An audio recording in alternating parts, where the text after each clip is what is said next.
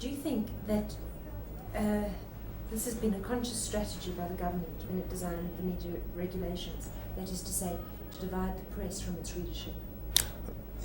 I should have no doubt about that. I think it is all part of the plan to destroy the press.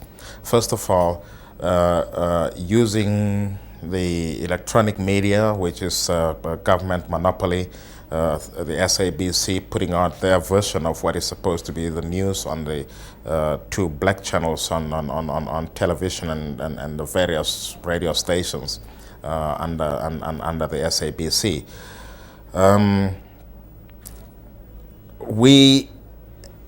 I think in the press have tried to report on incidents and get as close as we possibly can, almost to the precipice, in reporting about what we believe is in the interest of our readers, and challenging the media regulations, not quite successfully.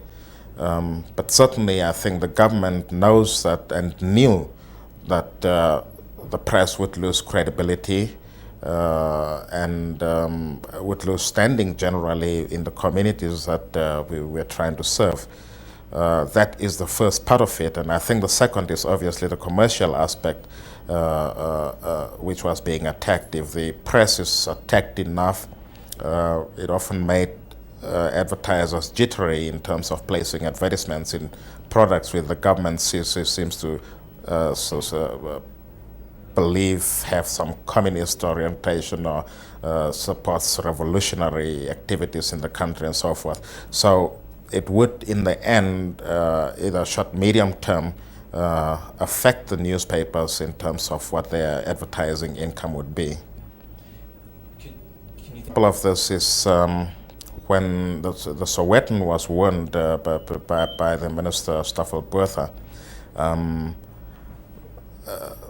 and threatening to close the paper down for 3 months. We at the Sowetan at the time, advertising reps experienced tremendous difficulty getting advertising, and advertisers generally would not commit themselves to long-term contract advertising.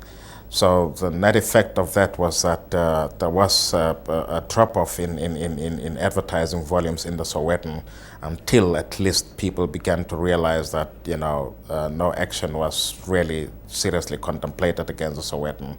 And I think the same would apply too with the New Nation. Although the New Nation not being a highly commercial operation, I think the government's feeling had been that if it's off the streets for 3 months, when it gets back, it's not going to be as successful as it used to be.